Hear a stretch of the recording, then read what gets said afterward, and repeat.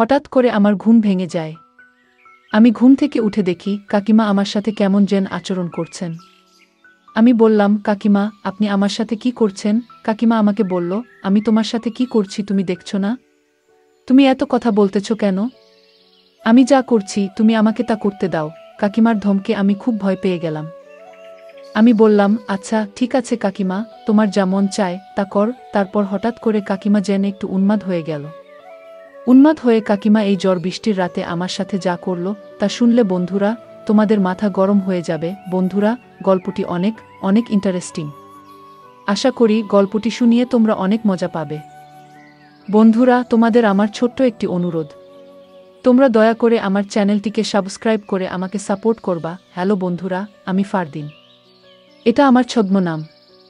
বর্তমানে আমার বয়স 25 বছর।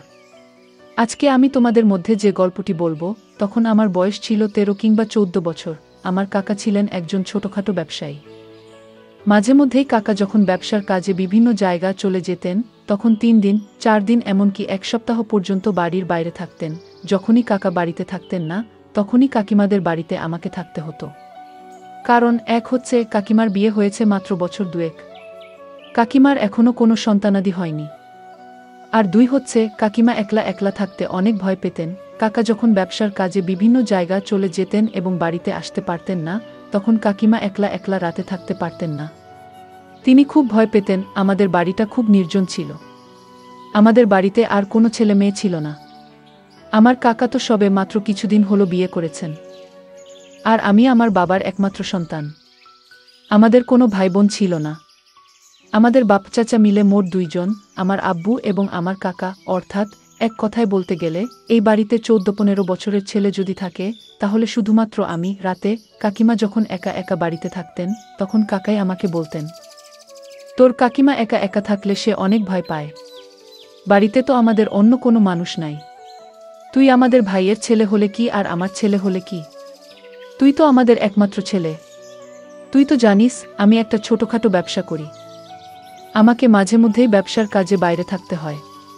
যখন আমি বাইরে থাকি তখন তুই আমাদের বাসায় থাকবে। কারণ তোর কাকিমা রাত্রিবেলায় একা একা থাকতে পারে না। আর তাছাড়াও তোর কাকিমা প্রেসারের রোগী। আমি যখন বাড়িতে থাকব না, তখন তুই আমাদের বাসায় গেস্ট রুমে থাকবে। আর তোর কাকিমার কাছ থেকে টাকা নিয়ে যা বাজার সদাই লাগে সব কিছু করে দেবে। আর তোর কাকিমার দেখাশোনা করবে। আমি বললাম, ঠিক আছে কাকা, কাকিমার যা যা বাজার লাগে সব কিছু আমি করে দেব। এ নিয়ে তুমি কোনো চিন্তা করো না। তারপর থেকেই বন্ধুরা, কাকা যখন বাড়িতে থাকতো না, তখন কাকাদের এখানে আমাকে থাকতে হতো। কাকিমা যে রুমে থাকতো ঠিক পাশের রুমেই আমি থাকতাম। কিন্তু আমি যখনই কাকাদের রুমে যেতাম, অর্থাৎ কাকার এখানে রাতে থাকতে যেতাম, তখনই কাকিমা আমাকে ডেকে নিয়ে যেত তার রুমে এবং আমাকে নিয়ে গল্প করত। অনেকক্ষণ টিভি দেখত। আমার কাকিমা ইন্টারমিডিয়েট পর্যন্ত পড়ালেখা করেছে। আর এদিকে আমি ক্লাস 8-এ পড়তাম। মাঝে মধ্যে কাকিমা আমাকে পড়াতো বটে, তবে বেশিরভাগ সময় কাকিমা আমাকে নিয়ে গল্প করত এবং বিভিন্ন রোমান্টিক মুভি দেখত। একদিন আমি কাকাদের এখানে থাকতে গেলে কাকিমা আমাকে বলল, বাবা ফারদিন, আজকে তুমি আমার এখানে থাকবে। বাইরে যে ঝড় বৃষ্টি আর বজ্রপাত হচ্ছে তাতে আমি খুব ভয় পাচ্ছি। আমি বললাম, কাকিমা সমস্যা কি? বাইরে বজ্রপাত থাকলেও তো সমস্যা নাই, চতুর্দিকে তো বিল্ডিং, আপনার কোনো ভয় নাই। তারপরও কাকিমা বলল, বাবা ফারদিন, তোমাকে আমি যা বলছি তুমি তাই করো। আমার আজকে খুব একটা ভালো লাগছে না। তুমি আজকে আমার পাশে থাকবা, তা না হলে আমার খুব খারাপ লাগবে। আমি বললাম, আচ্ছা ঠিক আছে কাকিমা, তোমার যেহেতু খারাপ লাগছে তাহলে তো নিশ্চয়ই তোমার পাশে আমাকে থাকতে হবে। কিছুক্ষণ পর কাকিমা আমাকে বলল, বাবা ফারদিন, অনেকদিন ধরে তোমার সাথে আমার গল্পগুজব আড্ডাবাজি হয়নি। আচ্ছা, আজকে তোমাকে নিয়ে আমি অনেক আড্ডা দেব। আমি বললাম, কাকিমা, আমি খুব একটা বেশি আড্ডা দিতে পছন্দ করি না। তারপর কাকিমা আমাকে বলল, আজকে আমার সাথে তোমাকে আড্ডা দিতেই হবে। কাকিমার অনেক জোড়াজুড়িতে আমি আড্ডা দিতে রাজি হয়ে গেলাম। তারপর আমি বললাম, কাকিমা, আমি তোমার সাথে আড্ডা দিতে রাজি আছি, কিন্তু আমার একটা শর্ত আছে। কাকিমা আমাকে বলছে, বাবা ফারদিন, কি শর্ত তোমার? আমি বললাম, কাকিমা, আমার আব্বুকে আমি অনেক দিন ধরে বলছি আমাকে একটা মোবাইল কিনে দিতে, কিন্তু আমার আব্বু আমাকে কোনো মোবাইল কিনে দেয় না। কাকিমা, তোমার সাথে আমি সারা রাত ধরে আড্ডা দেব, তুমি যতক্ষণ মন চায় ততক্ষণ আড্ডা দেব, কিন্তু তোমাকে আমাকে একটি মোবাইল কিনে দিতে হবে। আমার কথা শুনে কাকিমা হাহা করে একটা হাসি দিল। আমি বললাম, কাকিমা তুমি হাসলে কেন? তারপর কাকিমা আমাকে বলছে, আরে ফারদিন, এটা কোনো ব্যাপার হলো? তোকে আমি কালকে একটা মোবাইল কিনে দেব, কিন্তু আমারও একটা শর্ত আছে। যদি আমার শর্তটা তুই মানতে পারিস, আমি তোকে মোবাইল কিনে দেব। আমি বললাম, কাকিমা তোমার আবার কিসের শর্ত?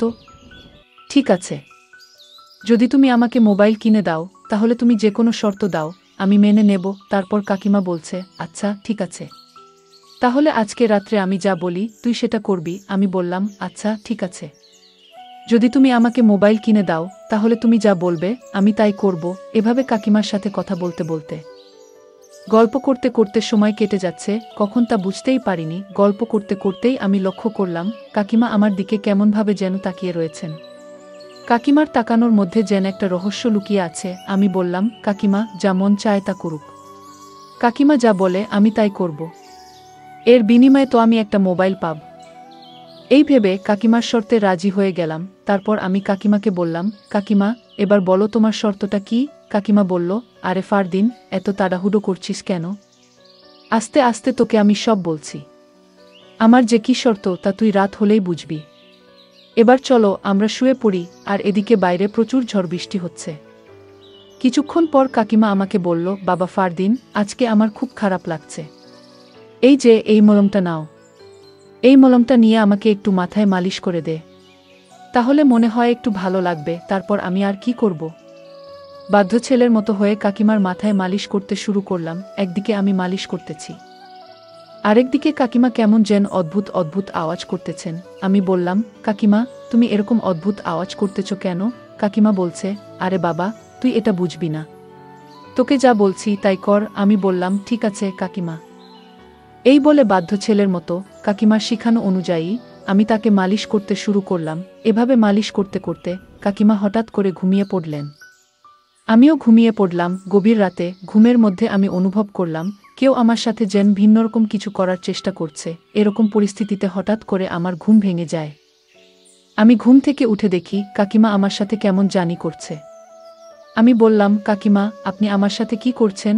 কাকিমা আমাকে বললেন, আমি তোমার সাথে কি করছি তুমি দেখছো না? তুমি এত কথা বলতেছ কেন? আমি যা করছি তুমি আমাকে তা করতে দাও। কাকিমার ধমকে আমি খুব ভয় পেয়ে গেলাম। আমি বললাম, আচ্ছা ঠিক আছে কাকিমা, তোমার যা মন চায় তা কর। তারপর হঠাৎ করে কাকিমা যেন একটু উন্মাদ হয়ে গেলেন। উন্মাদ হয়ে কাকিমা এই ঝড় বৃষ্টির রাতে আমাকে তার সাথে মিলাতে বললেন। অর্থাৎ সে যা যা আমাকে বললেন আমি তাই যেন করতে লাগলাম। কারণ আমি যদি কাকিমার কথা না শুনি, তাহলে তো কালকে কাকিমা আমাকে মোবাইল কিনে দেবেন না।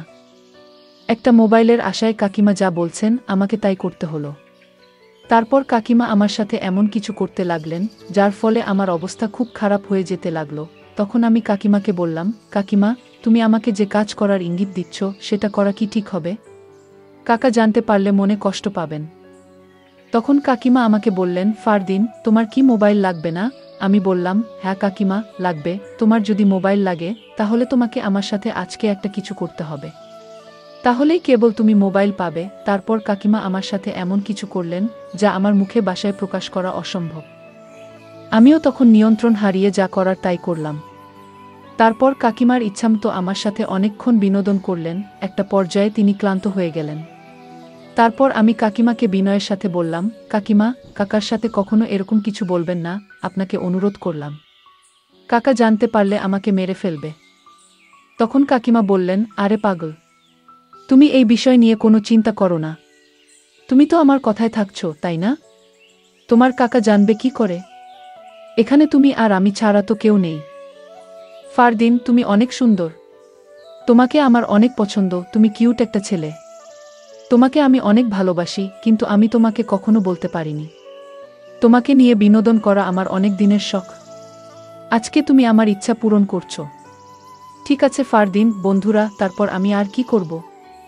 আমিও তো একজন মানুষ, আমারও তো কিছু না কিছু আছে। তারপর যা হওয়ার তাই হলো। অনেকক্ষণ বিনোদনের পর ক্লান্ত হয়ে পড়লাম। বন্ধুরা, দিনটি ছিল আমার জন্য অনেক রোমান্টিক স্মরণীয়। বন্ধুরা, আজকে এ পর্যন্তই। আমি আবার আসব তোমাদের মধ্যে নতুন কোনো গল্প নিয়ে। বন্ধুরা, ভিডিওটি যদি ভালো লাগে তাহলে একটি লাইক দাও। বন্ধুরা, এরকম ধরনের ইন্টারেস্টিং ভিডিও পেতে তোমরা অবশ্যই আমার চ্যানেলটিকে সাবস্ক্রাইব করে আমাকে সাপোর্ট করবে। পরিশেষে তোমাদের সকলের নেক হায়াত কামনা করি। ভিডিওটি দেখার জন্য তোমাদের সকলকে অসংখ্য ধন্যবাদ।